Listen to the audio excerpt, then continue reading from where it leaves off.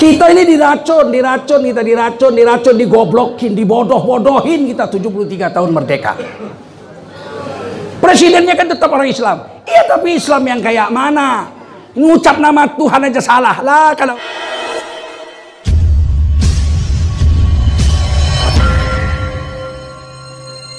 Di daerah dia jangan harap. Di Tapanuli Utara jangan harap orang Islam dapat 40%. 10 aja hajab. Dan itu proporsional. Adil itu dalam Islam beda dengan adil cara PKI. PKI pun di mana-mana kan bilang adil juga, ya enggak?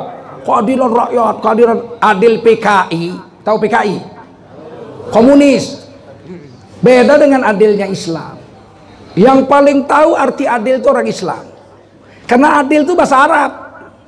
Betul? Nggak ada bahasa Indonesianya adil.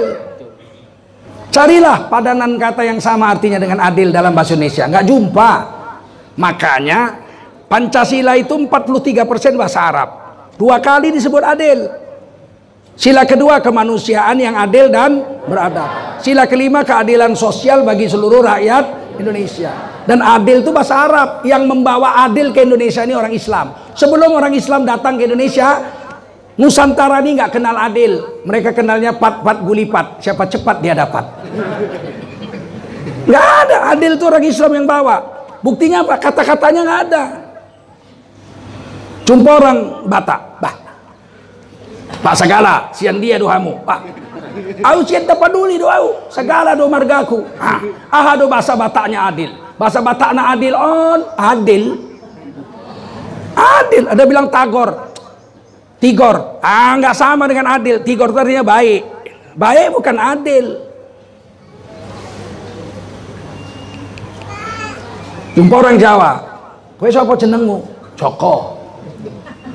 Asal di Solo. Cara Jawine adil itu apa? Bahasa Jawine adil. Bahasa Jawine adil itu ya adil. Nggak ada bahasa Jawanya adil.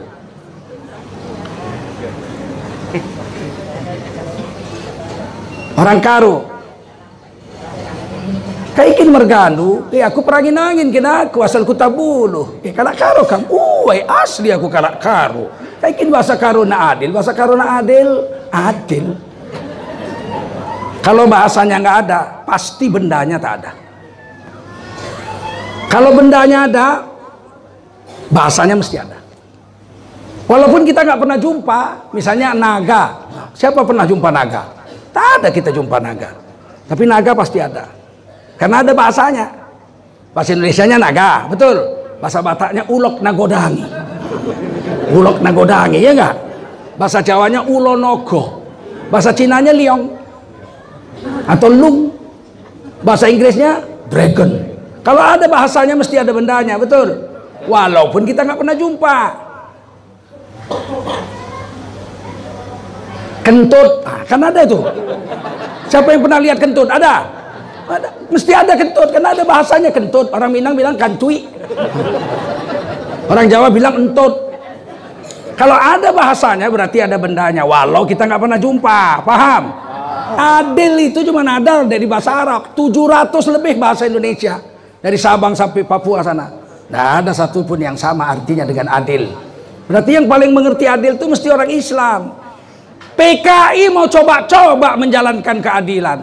Ya pakai cara PKI. Adil itu sama rata sama rasa. Adil itu sama rata sama rasa. Gila ini. Cina nggak sampai 1%. Orang Islam 90%. Pribumi yang lainnya 9%. 1% kurang Cina. Bisa sama dapatnya. Gila. Adil itu. Kepala atok kau adil.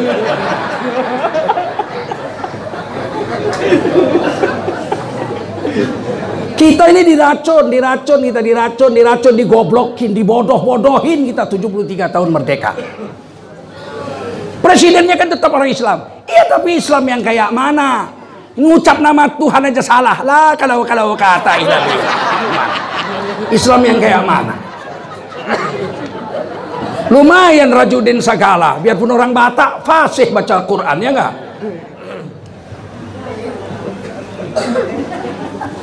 Adil cara Islam beda dengan adil cara PKI. PKI itu adil sama rata sama rasa. Justru kalau sama rata sama rasa tidak adil. Betul?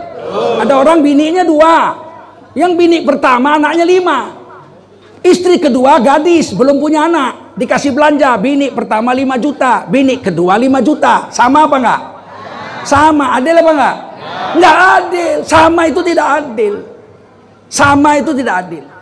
Orang Islam 88,7% dapat APBN negara ini, misalnya dikasih sama orang Islam 10 triliun, terus Cina dapat 10 triliun, terus Kristen dapat 10 triliun, terus Buddha dapat 10 triliun, Hindu juga, Konghucu juga. Sama apa enggak?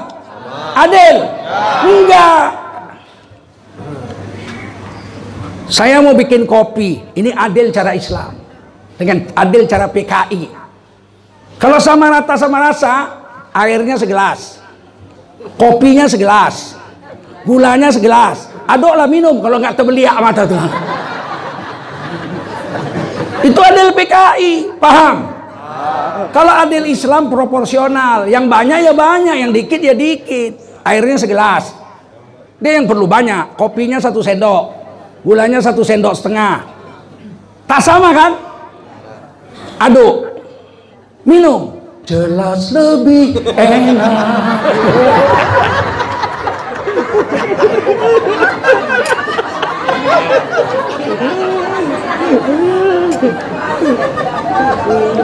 Udah paham adil cara Islam? Udah paham? Sekarang mau adil cara PKI atau mau adil cara Islam? Dan ini disembunyikan ini.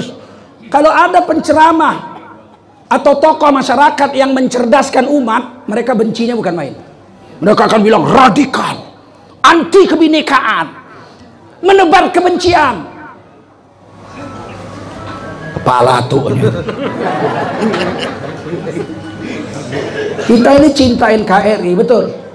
Nggak pernah kami penceramah ini mengajak memberontak lawan negara. Pernah? Nggak pernah. Cuman kita minta hak kita. Salah apa betul? Oh, hak kita kok, betul? Ini kadang-kadang ini kata radikal. Saya nomor 5 radikal se-Indonesia. Begini gantengnya saya. Radikal nomor 5. Innalillahi wa inna ilaihi raji'un. Nggak pernah aku berontak. Pegawai negeri 30 tahun, betul? Tapi inilah bencinya mereka, karena mereka maunya itu kalau ceramah, mari kita jaga sholat, mari kita jaga puasa.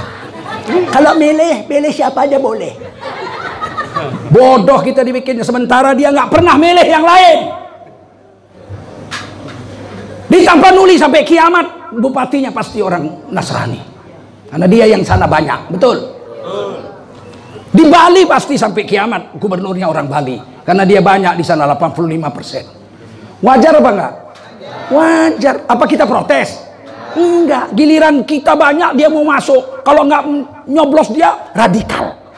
Kemarin di ILC kan, ciri-ciri radikal enggak memilih orang lain agama, menolak orang lain agama itu radikal. Enak aja kau.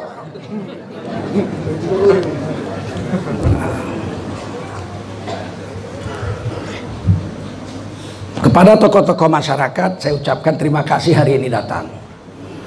Kepada pemerintah, ada Kapolsek, ada camat mungkin, ada lurah, kepala lingkungan hadir. Semoga Allah merahmati kamu semua, Anda semua. Bapak, ibu-ibu dan generasi muda yang dimuliakan Allah SWT, khususnya Front Pembela Islam. Saya kemana-mana dikawal sama FPI itu, Masya Allah. Padahal saya bukan ulama FPI, saya Majelis Ulama Indonesia, saya wakil sekjen 2 periode, dipilih di Munas, tidak dari mewakili Muhammadiyah, bukan pula mewakili NU.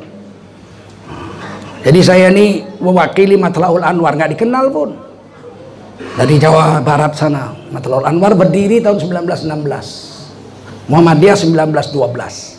NU dan Al-Wasliyah berdiri 1926. Yang memerdekakan Indonesia ini ormas-ormas Islam semua. Yang nasionalis itu sedikit, Budi Utomo. Itu Budi Utomo mengejek-ngejek Islam. Nggak suka mereka dengan Islam. Tapi mereka dikatakan itulah organisasi pertama. Bukan. Organisasi pertama adalah Jamiatul Khairat, didirikan oleh para habaib, orang-orang ulama-ulama Arab di Tanah Abang tahun 1901. 1905 baru Budi Utomo berdiri. Jadi duluan Islam dan orang Arab yang memikirkan bagaimana anak-anak Indonesia ini pintar dan merdeka. Bung Karno belajar di situ, sama Habib Kuitang di situ, ngaji di situ. Bagaimana memerdekakan Indonesia? Para habaib bilang kita harus cerdaskan rakyat. Kalau pakai senjata rebut kekuasaan, orangnya bodoh-bodoh, yang kerja tetap orang asing. Kita merdeka, dokter nggak ada orang Indonesia, dokternya tetap orang asing. Yang jadi pilot orang asing juga, yang jadi dosen orang asing juga, karena kita bodoh-bodoh. Baru Bung Karno terbuka, oh iya kalau dia bikin PNI, Partai Nasionalis Indonesia. Untuk apa? Untuk mencerdaskan kehidupan bangsa, dan itu ditulis di pembukaan Undang-Undang Dasar 45, mencerdaskan kehidupan bangsa. Penceramah-penceramah ini mau mencerdaskan kehidupan bangsa, tapi ada orang-orang yang rakus bin tamak, dia mau berkuasa ngerampok harta negara ini untuk kepentingan golongannya. Orang-orang yang mencerdaskan kehidupan bangsa dimusuhi. Kalau perlu diracun, mampus saja sekalian katanya. Memang gak suka dia.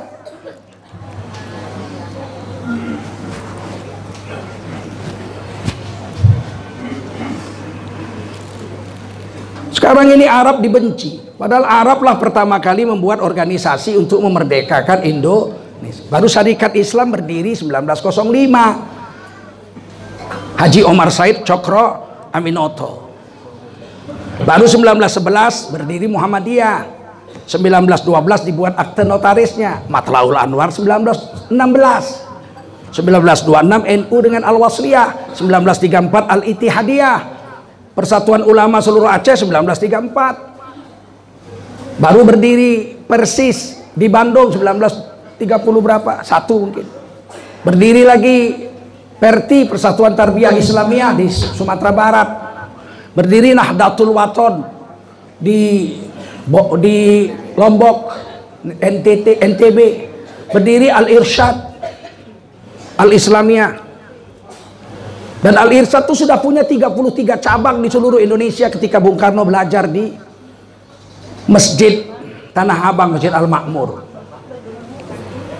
Baru dia tahu ternyata wilayah Indonesia ini adalah wilayah yang bekas dijajah Belanda, dan di situ sudah ada cabang-cabang Islam. Organisasi-organisasi yang sudah ada. Nah, ini yang perlu kita ketahui sekarang.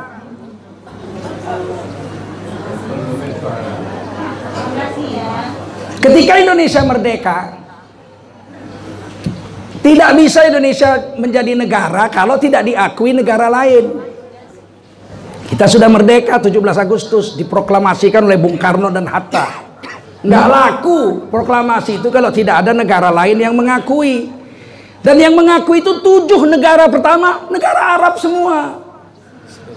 Saudi Arabia, Mesir nomor 1, Mesir.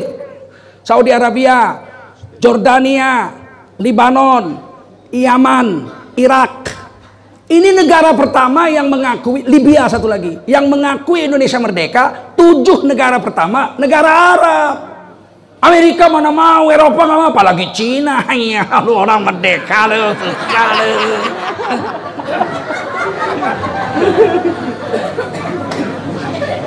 Saya tidak rasis, bukan anti Cina saya. Orang saya anak Cina kok. Apa kalian nggak lihat mata saya sipit? Cuman ini sejarah, tidak bisa diubah dan tidak bisa dibohongi. Paham?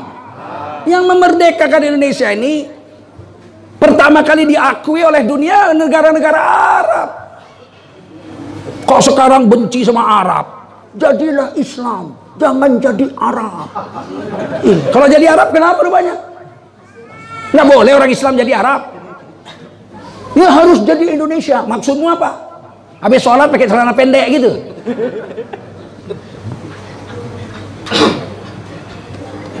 Kenapa Islam harus pakai jubah serban? Ya kalau pakai jubah serban kenapa rupanya? Orang yang pakai jas saja kita nggak protes kok, betul nggak? Yang pakai jas tuh pakaian penjajah Belanda, ya nggak? Nggak pernah kita bilang, jadilah Islam, jangan jadi penjajah. Nggak ada kita bilang begitu. Kok kau bikin ribut kau?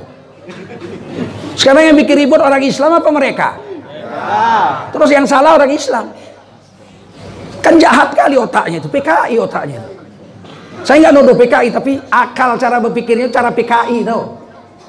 Orang pakai jas kita nggak pernah protes, kok kita pakai jubah dia protes. Pakai jubah ini ada di Quran. Ada di Quran. Ya Bani Adam, surah Al-A'raf ayat 26. Hei laki-laki anak cucu Adam, qad anzalna alaikum libasa, sungguh telah kami turunkan kepadamu beberapa jenis pakaian. Yang pertama, yuwari sauatikum, sekedar tutup aurat saja. Pakai celana jojon, tertutup lutut sampai pusat, nggak usah pakai baju. Sholat sah apa nggak? Sah nggak? Sah. Tapi kan coba sempat di Masjid Umar bin Khattab hari Jumat besok pakai celana jojon semua, sama khotib-khotibnya celana jojon. Sah apa nggak? Sah apa nggak? Pantas apa nggak? Nggak pantas. Tapi sah. Ada pakaian yang kedua, warisha, pakaian eksekutif. Risa. Kalau orang Jawa pakai sarung batik, pakai belangkon. Kalau orang Melayu pakai teluk belanga. Kalau orang Padang samo, teluk belango. Kalau orang Cina pakai baju koko. Kalau orang Barat pakai jas. Itu risa. Silakan pakai. Yang ketiga, walibasut taqwa, pakaian takwa. Dzalika khair, ini yang terbaik. This is the best. Kalau bahasa Inggrisnya, this is the best one. Ini yang paling bagus. Itu. Mana buktinya pakaian jubah serban ini, pakaian takwa ini paling baik? Bayangkan kalau saya jam 2 malam pergi ke diskotik pakai begini. Apa yang terjadi? Yang di dalam tuh keluar semua. Ada setan. Berarti kan ini pakaian takwa, nggak bisa dicampur dengan yang batil, betul? Kalau saya pakai jubah serban lewat anak gadis, saya semprit. Kalau orang Medan bilang di perli. Adek, adek, nengok perempuan tuh. Apa katanya? Hormatilah pakaianmu itu Pak Haji. Betul? Dan itu ada ditulis di Quran. Kok benci sama jubah serban? Sudah banyak saya baca di akun sosial itu. Sekarang kebudayaan kita sudah tergusur dengan kebudayaan impor. Perempuan-perempuan sudah pakai jilbab, pakai cadar semua. Lama-lama budaya kita hangus semua. Kan kurang ajar. Ini kan PKI ini. PKI nggak? Diadu dombanya Islam dengan budaya. Pakaian perempuan itu wajib dalam Quran ditulis, betul? Kok diadu-adunya sama budaya? Budaya selama tidak melanggar akidah dan syariat, kita tetap jalankan, betul? Dia kalau melanggar syariat, nampak rambutnya pakai sunting. Kalau di Jawa kan pakai tusuk konde. Sini mana ada tusuk konde, sini ada tusuk sate. Pakai sunting dulu bangga kali. Itu kakak saya kalau udah ada acara pakai bajunya panjang sih, bajunya panjang, baju kurung, tapi rambutnya disanggul kasih sunting. Kalau agama perempuan rambutnya wajib ditutup. Sekarang milih budaya tetap mempertahankan sunting atau ditukar pakai jilbab. Nah ini agama, tiba-tiba dia adu domba. Siapa pakai jilbab berarti anti budaya. Nah kan balik lagi kita bilang kepala atuknya itu ya kan. Dan ini sudah terjadi tahu, agama itu diadu domba dengan budaya. Sehingga presiden kita, pembesar kita sekarang setiap ada acara pakai baju budaya. Seolah-olah kalau yang pakai jubah, pakai cadar atau pakai kerudung bukan bangsa Indonesia, anti kebudayaan, anti Bhinneka Tunggal Ika. Kan luar biasa racun yang ditanamkan, perpecahan yang dilakukan di Indonesia ini.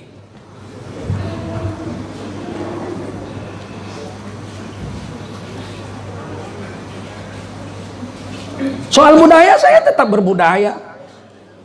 Budaya Jawa saya pelajari. Lebih pandai saya nembang Jawa daripada orang Jawa. Hah. Kalau saya nyanyi Jawa macam Jawa betul saya. Apa kowe pancen ra kelingan jaman njik biyen ya Kang Mas, kowe janji bunga susah padha dilakoni.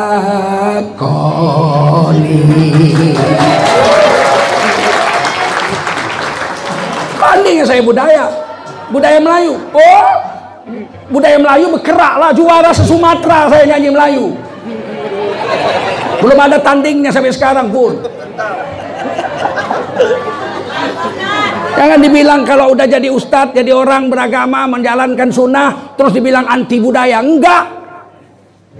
Siapa bilang anti budaya? Cuman budaya kita saring. Kalau cocok dengan agama kita jalankan, nggak cocok kita tukar, betul? Boleh nggak? Boleh. Budaya itu kan budi tambah daya. Budi tambah daya. Budi luhur, daya kekuatan. Kekuatan satu suku bangsa untuk tetap hidup, eksis sampai hari kiamat. Itu disebut budidaya, budaya, paham?